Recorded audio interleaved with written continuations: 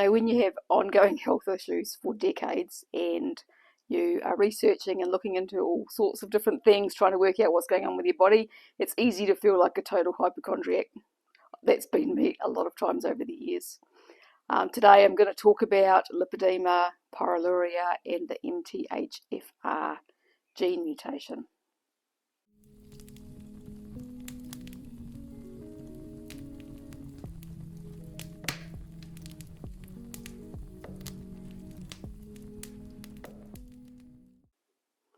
If you've not been to my channel before, my name is Sue and I've been on the carnivore diet now for about 18 months, getting great results. And so I've been sharing my journey, what I'm finding out, and the things that I've been looking into, trying to sort out my health issues that have been going on for a very long time.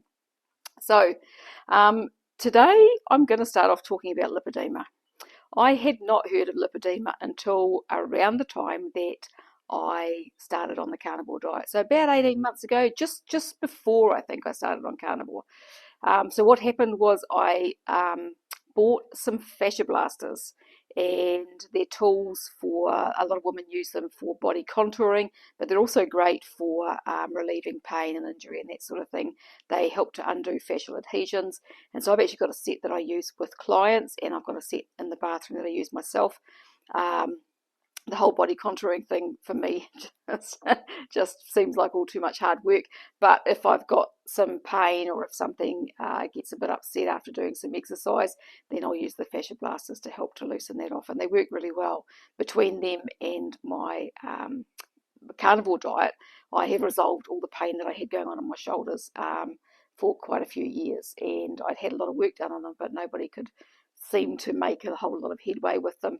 And it was only once I started on carnivore and started using the fascia blasters that pain all went away. So they're good tools. I'll pop a link to those below if you want to check those out.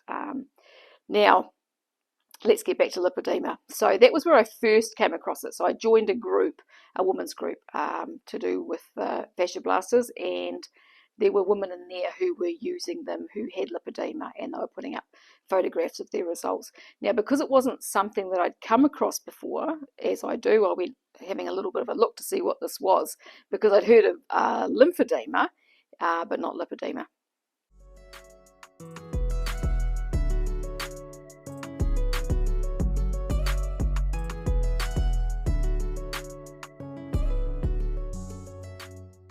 So what it is if you're not sure, is it affects mainly women. So the estimate is 1 in 9 women are actually affected in some way by this. But it causes like fibrosis in the fat, and so the fat cells become kind of lumpy. When it's cut open, it looks like little balls of fat, I guess. And so for some women who think they've got cellulite and things like that, it's actually lipedema. And women with lipedema, it's really hard to shift that weight. It's put down to obesity, but it's actually not. It's a disorder that causes this. And so when I first looked at the photographs of women's legs, because it's mostly the lower body that it affects. For some women, it affects their upper arms as well. Sometimes other areas, stomach, breasts as well. But the legs and the backside are basically the most common places. And so when I looked at the photographs, I was like, oh, that looks like my mother. It looks like me when I've got too much weight on these days, especially as I get older. And probably looks like my daughter as well. So I was like, okay, maybe that's the thing. And then I kind of forgot about it for a while. And then it keeps kind of popping up every now and then. And the other day I did a video and I mentioned in there again the fibrosis in the fat in my belly and the lipomas. And a lady made a comment and said, have you heard of lipedema? And I said, yeah, I have. And she had just been diagnosed. She lives in the UK. And so it was brought into my consciousness again. So I went looking again at lipedema and what the story is around it. And having the fibrosis in my fat kind of means that I'm pretty certain that I have this, and the shape of my legs and everything. I might one day, when I've lost a bit more weight, I might put up some photos of the way my legs were when I started on carnivore, but it's all a little bit embarrassing, so I'm not ready to share those right now. But over the years, what I'd noticed over the last few years was that I had noticed that even in my arms and other areas of my body, the fat felt lumpy, like it was kind of marbly. And I mean, I know what people's bodies feel like. I've been working hands on people's bodies for 30 years, so I know what normal fat and muscle tissue feels like. And so this was really weird, and I didn't know why that was. Now looking into the lipedema stuff, I'm guessing that's why that was. But what I found since I've been on the carnivore diet is that lumpiness in my arms and has gone away. I've still got it in my belly, obviously, but one side is a lot better than the other. So it's reduced, is what I'm meaning, on one side, and my legs have got a lot better than they were as well. A lot less lumpy, bumpy, and gnarly looking. So the lipedema, I think, is a thing in my family. I was watching a video, an interview with a lady named Angela Parsons, and so she has lipedema and she's quite knowledgeable on the subject. And so I was listening to her video, and it was all very interesting. And she was talking about a genetic defect or mutation that she has, that she found out about because a lady in one of her groups, so she has a group about lipedema, a lady had said that she had had her DNA done and ran her tests through this website called Prometheus, and she found out that she had this, I can't remember, it's a big long name, Bucci is the short name for it, and so it means that Angela is really sensitive to alkaloids and nightshades and things like that. So anyway, I was listening to this and thinking, oh, that's interesting. And when she mentioned Prometheus, I was like, I'm going to go and have a look at that, because hubby and I had our DNA done back in 2020, I think, and I thought about putting it through 23andMe, but it was too expensive, so I just left it. We had our DNA done through Ancestry, and Ancestry used to do a health report, but they don't do it anymore. So when I went and looked at Prometheus is only $12 US to run your DNA through, and it gives you a report on all the genetic stuff that is in your DNA. And what it means health-wise, basically. It's a fairly complicated report, and you've kind of got to do a lot of research to work out, what's what.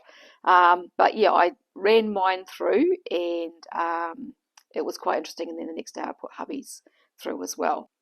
My report told me that I have blue eyes, and I have probably blonde hair, and I'm female, and that I have a 6.2% increase of prostate cancer. So that was my big one. So I'm really glad I don't have a prostate because that would be quite a high risk.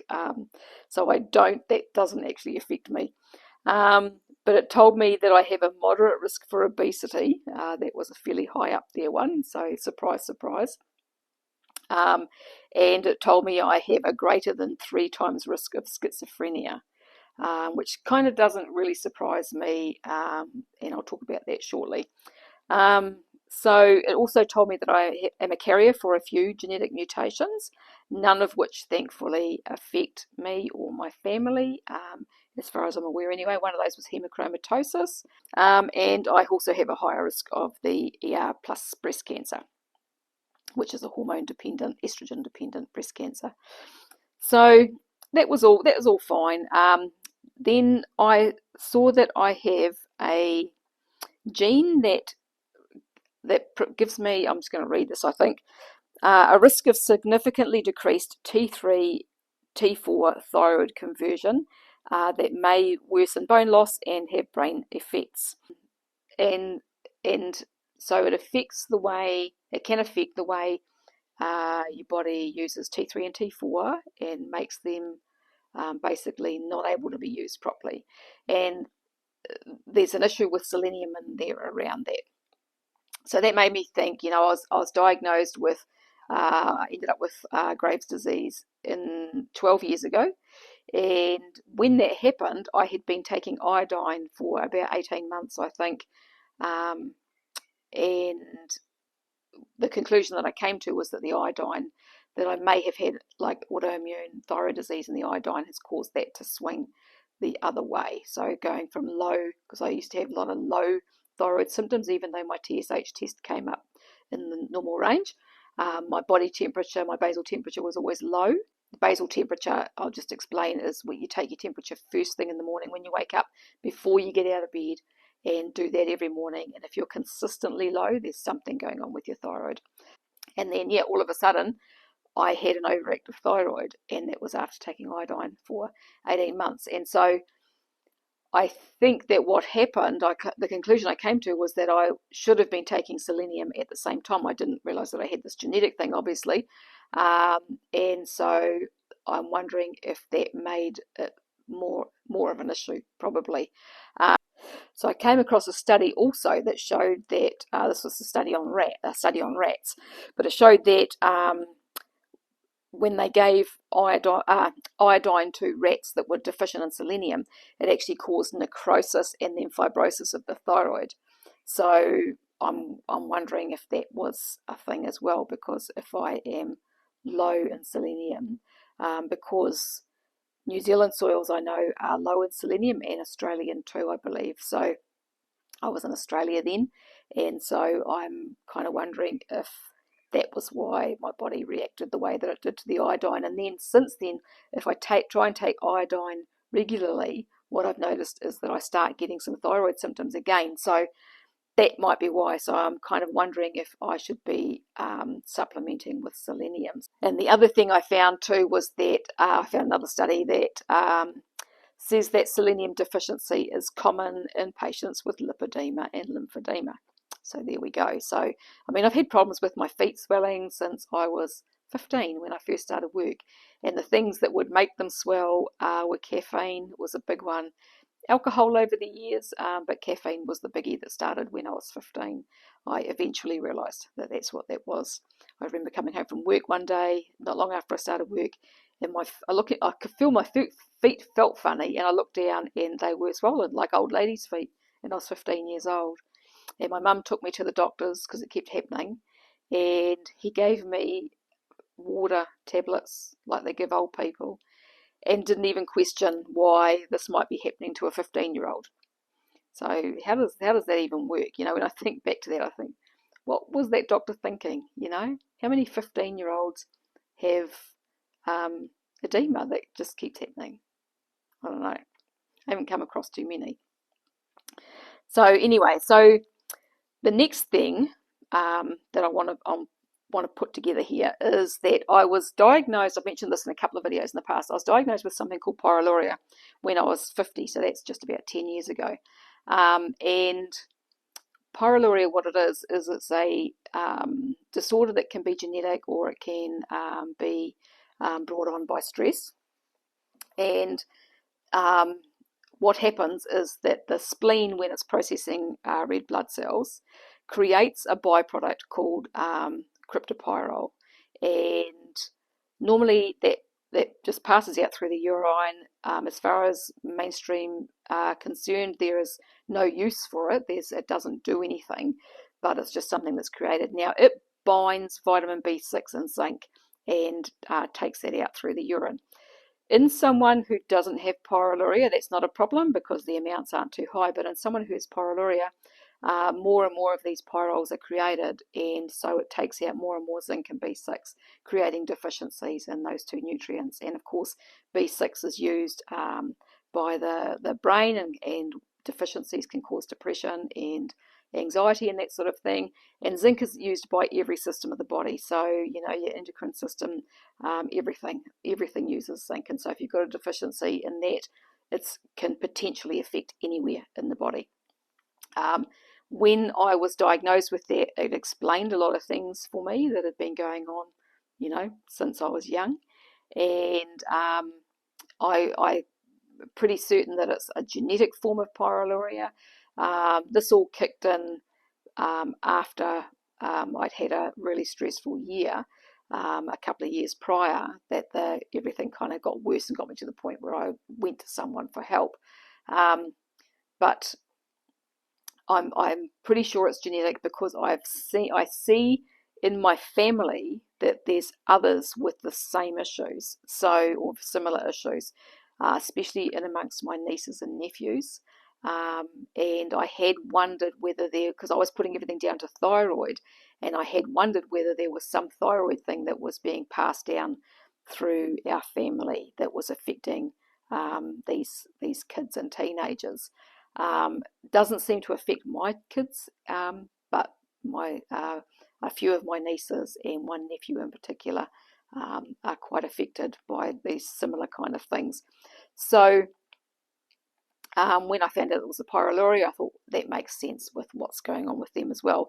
And then, because I put something up on Facebook, my mum's cousin in Scotland, so she's in her probably 70s now, maybe 80-ish. She was always sick as a kid, and she's been really ill for quite a number of years with ME.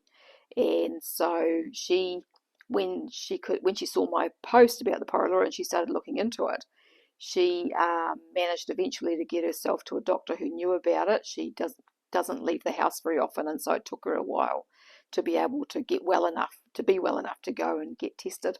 But she went and got tested and she was positive as well. So I'm pretty sure it's genetic down through my mum's side. I think that my mum, if she was tested, would probably have it as well.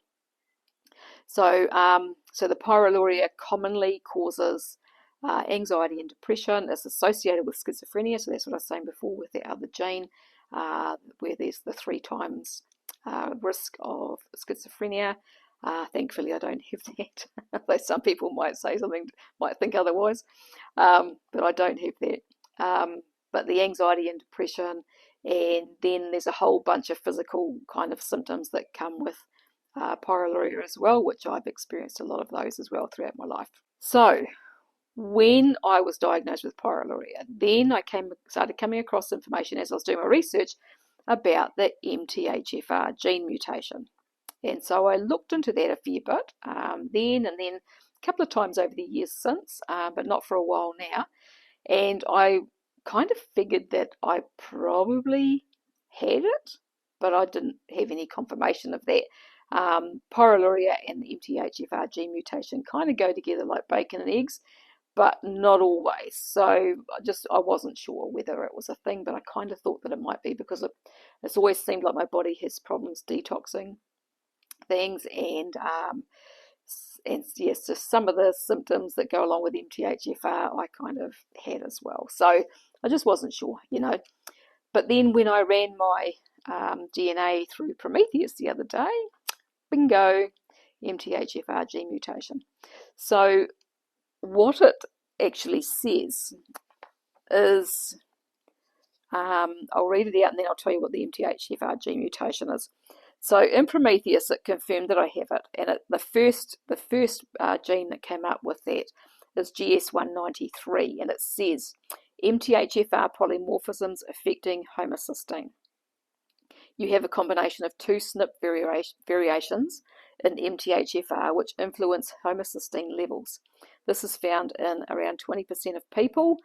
0.08% of people have had a double copy of one mutation of the SNPs and a single mutation of the other.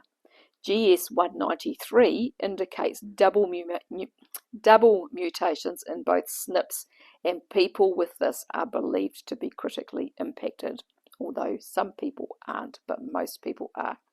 So I have a double mutation in both of those SNPs, so that has can have a fairly decent impact on lots of things, and that explains a lot of things to me. What it is, it says genetic decreases in MTHFR activity are associated with cardiovascular disease, neurologic and psychiatric disorders, pregnancy complications, and birth defects, and cancer. One of the most important tasks methylation performs is turning homocysteine into methionine. Methionine builds proteins, repairs cells, detoxifies, supports your inflammatory response, and helps your liver process fats. That explains some stuff. Most importantly, methionine produces glutathione, your body's most potent detoxifier. Research shows that those with autoimmunity and cancer have lower levels of glutathione than those without. This information indicates they may have a genetic mutation associated with the MTHFR gene. Additionally, methionine is broken down by your liver into an inflammation-fighting agent called SAMe. SAMe helps break down neurotransmitters and assists with the repairing of cells. So when I found out, when I realized that this was a thing, and then it was only today that I actually really clicked that it was 2 copies of this, the double mutation. So I was like, okay, that it really, really makes sense. And so the MTHFR is associated with thyroid issues and hypothyroidism. So I've got the other gene that stops my body potentially from using T3 and T4 properly, and then I've got the MTHFR thing that's also affecting thyroid as well. So it MTHFR affects the methylation and the use of folate or vitamin B9 in your body. The methylation process that it's affecting, it helps to detoxify heavy metals. So if it's not working properly, you're more likely to get heavy metals building up in your body. It affects the body's ability to convert homocysteine, that is impaired, and the body's ability to detox properly is impaired. So I've always kind of had a knowing that my body wasn't detoxing properly, and that's why I've spent a lot of years focusing on detoxing, all different ways. That's why I got into the habit of using things like bentonite clay and charcoal. And I used to do, that was part of the reason for me doing all the green smoothies and all that sort of thing, because I was looking for ways to help my body detox, because I just had an intuition thing, I guess, that knowing that that's what I needed to do to help my body. And I think I've done a pretty good job. I've kept myself functioning and able to work and everything over all of these years. I think if I'd gone down mainstream pathways, I would be a much bigger mess than I am now. A lot of people supplement with methylated forms of B vitamins when they have MTHFR, particularly methylfolate. The synthetic forms of folic acid that they add to flours and things and breads can really mess up people that have got the MTHFR mutation. So if I had been eating, breads and stuff all these years, chances are there would be a much bigger kind of mess going on.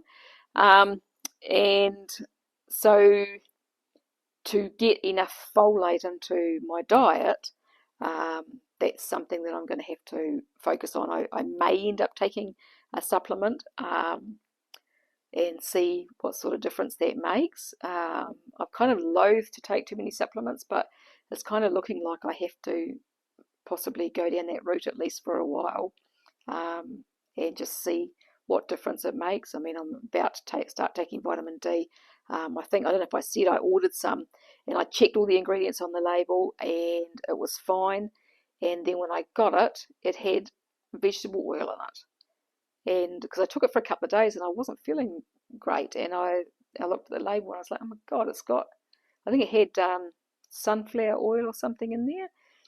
And I thought, how did I miss that? I remember specifically reading the label to make sure that it didn't have any. And when I jumped online, I bought it through iHerb, and it was a Now brand vitamin D.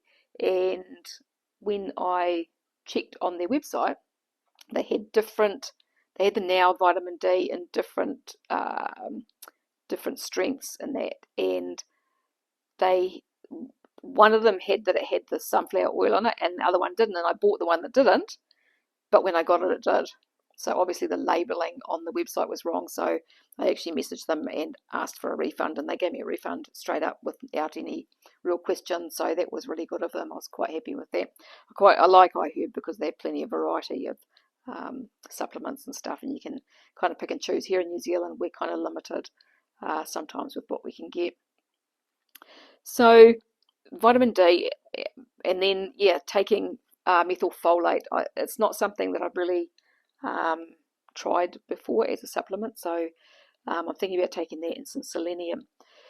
To get folate from food, especially on the carnivore diet, as far as I can find, the main sources are liver and egg yolks, so liver being the higher one.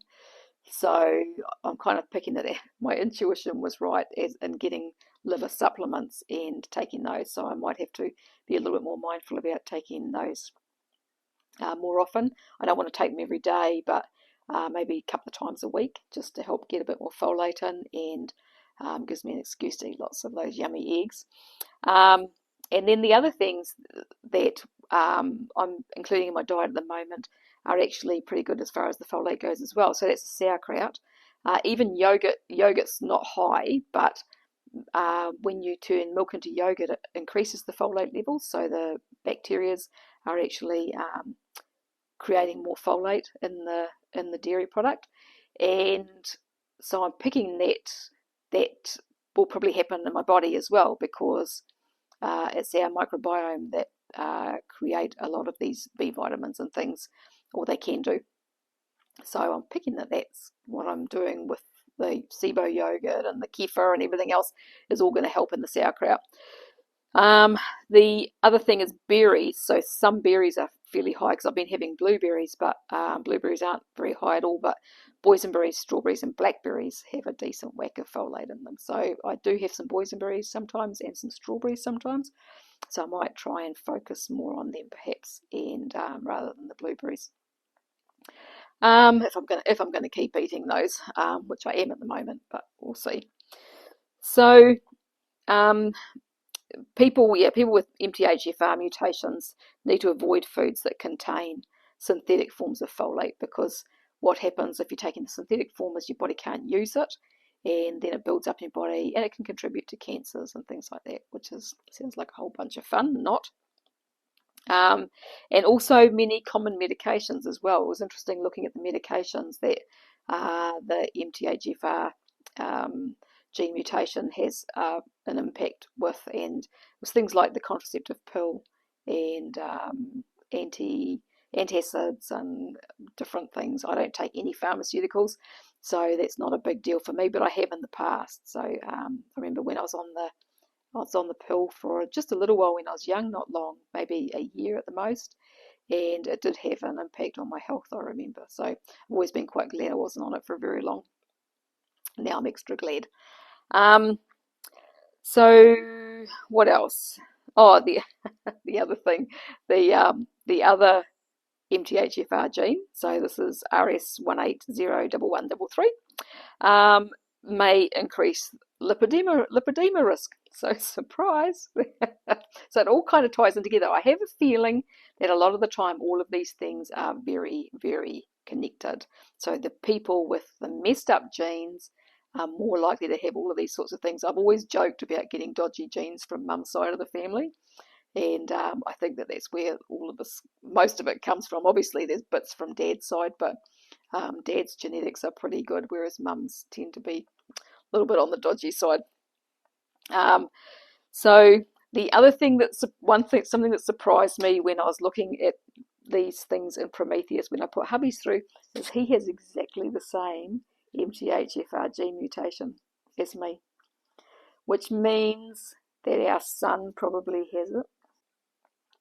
He doesn't have any health issues at the moment. He's in his 30s, getting towards his late 30s now. But we were talking about it last night, and I just let him know that he has it, because it's just something that might be useful to know in the future if he does start having any health issues. So yeah, it's just one of those things, I mean, it says when you go to do the Prometheus thing, you have to sign a thing saying that you understand that these that can give you bad news about your health, basically. And I would rather know, so that I know what I'm dealing with and can find ways to manage the things that I'm dealing with, rather than not know. So apart from that, the genetics also show that I've got increased risk for things like diabetes, cancer, and heart disease, which doesn't surprise me. They're all in, especially my mum's family with the dodgy genes, and also Crohn's.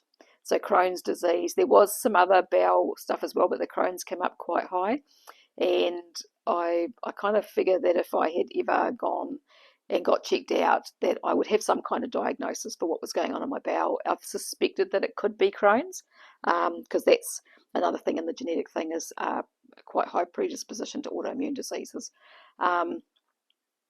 which the MTHFR plays a role in as well, I think. So I kind of wonder whether it's been Crohn's that I've been dealing with. I thought about going and getting checked out, but I didn't really want to go and get a camera up my butt and just to get a name for something where I know what's going on. I'm not going to take their advice. I'm not going to take their drugs and do what they want me to do. So that's one of the reasons I don't bother, is because I just can't see the point in going and having something invasive done. There's always a risk with invasive procedures, and so I would rather just, even if it takes me years, try and work it out by myself. And as I said, I think I've done a pretty good job of that over the years, and I've kept myself functioning and found ways to manage everything that's been going on. And I finally feel now on the carnivore diet like I'm finding ways to actually resolve a lot of what's been going on, which is really cool. So that's pretty much what I wanted to talk about today, my hypochondriac day. If you've got any comments or questions, fire away below and I'll get to them as soon as I can. If you want to know any more about any of this sort of stuff, let me know. If you want me to do any more videos about this sort of thing, if you're confused, not sure what I'm talking about, let me know. If you think this might affect you and you've got questions, let me know. I'll try and help if I can. I mean, I'm not a medical practitioner, but I really enjoy diving into things and checking things out. And I think that's why I've managed to look after myself so well, because I'm pretty good at putting the pieces together on things. It's one of my superpowers. So if you like this video, make sure to subscribe and to like. And I thank you very much for watching. And I will talk to you again another day. Goodbye for now.